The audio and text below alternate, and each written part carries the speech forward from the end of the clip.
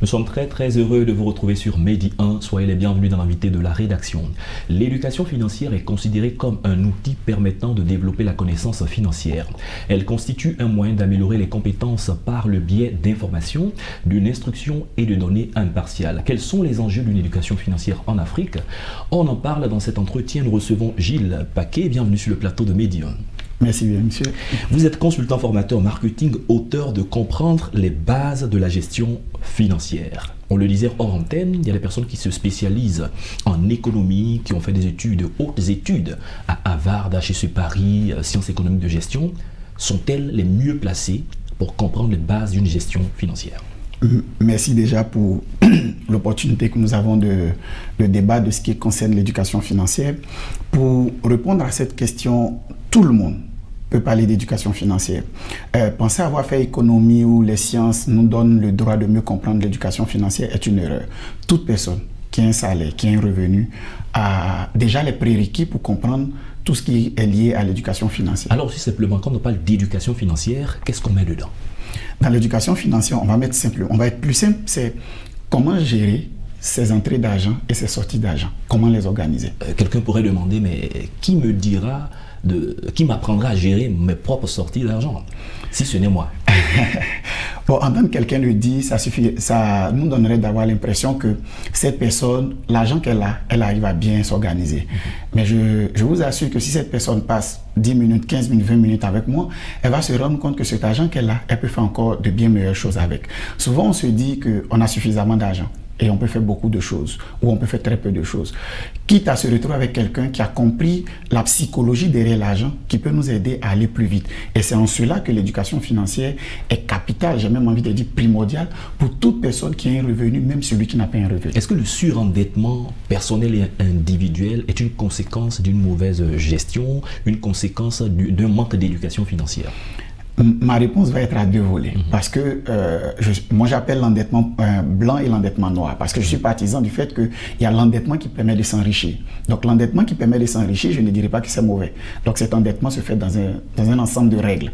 Je suis partisan de cette forme d'endettement. Mais à côté de cet endettement qui enrichit, l'endettement qui appauvrit, l'endettement qui crée des problèmes, l'endettement qui nous met dans une spirale où on ne sait plus où mettre la tête, l'endettement qui fait que notre famille n'a plus ce confort et ce mieux-être, où il y a une pression qui nous conduit à la dépression, cette forme d'endettement naît naturellement d'une mauvaise organisation de ses agents. Dans la gestion financière, qu'est-ce qu'on appelle superflu? Le superflu, chacun y va de sa définition qu'il peut dire. D'autres diront, mon superflu, c'est l'argent que je ne sais quoi faire avec. D'autres diront, mon superflu, c'est lorsque j'ai fini de faire toutes mes dépenses, ce qui reste. Moi, je dirais le superflu, c'est ce que si j'utilise pour le mettre dans une activité, cela ne va pas déranger tout mon système financier que j'ai mis en place. D'accord. Dans votre ouvrage, vous définissez des principes d'une bonne gestion financière. Je crois le principe 4, vous dites savoir dire non. Ça veut dire quoi, savoir dire non? Vous savez, en Afrique, c'est difficile de dire non. Mais c'est pas en Afrique, c'est partout. Bon, d'accord. C'est partout. J'ai eu l'opportunité de parler avec quelqu'un qui est à Londres. Je lui disais, il faut dire non. La personne m'a dit, il est impossible de dire non. J'ai dit, si, on doit apprendre à dire non. Si vous voulez réussir votre éducation financière, si vous ne savez pas dire non, vous ne réussirez jamais. Pourquoi? Il y a des gens qui ont un problème avec leur jauge financière, c'est-à-dire ils ont un problème avec leur équilibre financier. Dès qu'ils ont de l'argent en main, les sollicitations naissent systématiquement. Si ceux-là n'ont pas appris à dire non, ils ne pourront jamais investir, ils ne pourront jamais garder de l'argent. Il y a des gens, quand ils ont de l'argent, ils ont de beaux projets, ils ont tout un système mis en place. Mais ils vont se rendre compte que les sollicitations vont venir. Et les sollicitations viendront tous les jours. On doit apprendre à dire non. Parce que quelqu'un vous dira, je veux 100 francs. Si vous ne lui donnez pas, il dira que vous êtes mauvais. Si vous lui donnez, il dira que vous êtes gentil. Mais quand demain, vous aurez les problèmes, ils seront les premiers à dire, mais il a eu l'argent, il a mal géré. Donc, il y a des règles pour dire non. Une des règles pour dire non, c'est que vous devez tenir compte. Est-ce que la situation qui m'est présentée, il y a une condition de vie ou de mort? Si la condition qui est devant vous, il n'y a pas de condition de vie ou de mort, vous devez dire non. Je prends un exemple. Vous me demandez 100 000. J'ai 100 000 sur moi. Mais il se trouve que c'est 100 000 pour payer votre carburant. C'est 100 000 pour réparer votre voiture. Est-ce que vous êtes obligé de l'utiliser? Non. Vous utilisez un transport en commun. Donc, je vous dis non. Mais par contre, vous ne vous sentez pas bien. Vous êtes sur un lit d'hôpital.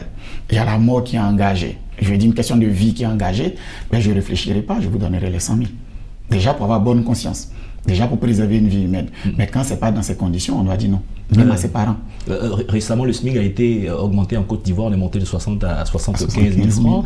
Est-ce qu'avec un tel salaire, un tel montant, tout travailleur peut et doit économiser, doit épargner? Bon, déjà, le SMIC à 75 000, combien de personnes arrivent à vivre avec?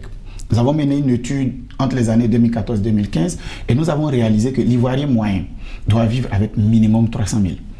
Mais 300 000, c'est un célibataire. Donc imaginez-vous l'Ivoirien moyen qui a 300 000, qui a femme et enfants, c'est difficile. Ouais. Mais peu importe la cherté de la vie, peu importe les difficultés de la vie, on doit apprendre à mettre quelque chose de côté. Je ne rentrerai pas dans les règles de l'épargne qui vont vous dire il faut garder, excusez-moi, 10%, 30%, 20%, parce que la règle dit il faut être capable de mettre 30% de côté, voire avoir un compte bancaire 7 fois son salaire. Je n'entrerai pas dans ça parce que tout ce qui est les notions d'éducation financière font appel à la psychologie. Quelqu'un qui a du mal à payer son loyer, vous ne lui demanderez pas de mettre un tiers de son salaire de côté. Mais on doit apprendre à mettre 100 francs de côté, 1000 francs de côté, 2000 de côté. Donc, peu importe le salaire que vous avez, peu importe le revenu que vous avez, vous devez vous débrouiller pour mettre un montant de côté, mais le montant que vous ne toucherez pas. Souvent, beaucoup de personnes écoutent les formations, suivent ce genre de mission, vous écoutent et disent « mais c'est très beau à dire, mais est-ce que dans les faits, c'est possible ?» Mais oui, c'est possible, c'est pourquoi il faut faire très attention. Il y a des charlatans, il y a des diseurs de bonne aventure qui viennent raconter plein de choses parce qu'ils ont lu dans des livres. Je ne vais pas avoir la prétention d'être excellent que les autres, mais il y a une chose que je ne dirai jamais à quelqu'un qui vient à ma formation ou à une consultation, c'est de lui miroiter ce qui n'est pas réel. Je dis ce que j'ai vécu, ce que j'ai compris, ce que j'ai analysé et ce qui marche. Donc je vais dire, quelqu'un qui vient, qui a un problème d'épargne, on n'ira pas lui imposer les règles qui existent dans le milieu, le principe qui existe. On va plutôt lui demander de faire une budgétisation et de sortir le montant qu'il n'ira pas chercher après à la banque. Je vous dis que ça marche. Il y a des gens qui arrivent à obéir à ces règles, qui obéissent à ça. Aujourd'hui, il y a des gens qui ont des épargnes. L'épargne n'est pas censée dire à quelqu'un j'ai 1 million, 2 millions, 10 millions. C'est soi-même. Être capable de mettre quelque chose de côté pour un objectif précis, peut-être même pour rien, mais être capable de se séparer d'un montant. Et ça, on peut le faire. Vous recevez beaucoup de personnes, vous entendez beaucoup de témoignages, elles sont nombreuses, ces personnes qui respectent quelques principes ou qui établissent un budget avant d'exécuter des dépenses. On va prendre une moyenne de 100 personnes formées ou accompagnées. Sur 100 personnes formées ou accompagnées, on a environ 40 personnes qui arrivent à appliquer toutes les règles qu'on leur montre. Et qui, après, elles-mêmes envoient d'autres personnes pour dire « Ah, il m'a dit de ne pas faire ça, j'ai écouté, aujourd'hui, voici au stade où je suis. » Je vous donne un exemple banal. J'ai rencontré une dame qui était dans un endettement. Elle ne savait quoi faire. Pourtant, elle avait un très bon salaire. Et nous avons eu à travailler pendant 3 mois. Après 3 mois, on a équilibré ses finances. Donc aujourd'hui, je vous parle, elle est en train de construire des maisons. Mais son mari me disait c'est impossible que le salaire qu'elle avait, ça fait des années, elle n'a jamais pu acheter un terrain. Comment aujourd'hui elle peut construire des maisons? Je lui ai dit, c'est ça l'éducation financière. Quand on est éduqué financièrement, il y a des choses qui paraissent impossibles, mais dans les faits, on se rend compte que, quand on n'est pas éduqué plutôt, il y a des choses qui paraissent impossibles. Et quand on a une bonne éducation, on se rend compte qu'un peut devenir 10 000 facilement. Parlons de l'influence et de l'impact de l'entourage. Vous avez un bon salaire, vous êtes collègue à des personnes, vous vous rendez compte que ces personnes vivent la vie comme on le dit. Comment est-ce que cette personne peut vous influencer négativement au point que vous sombriez également dans l'endettement et dans les difficultés? Okay.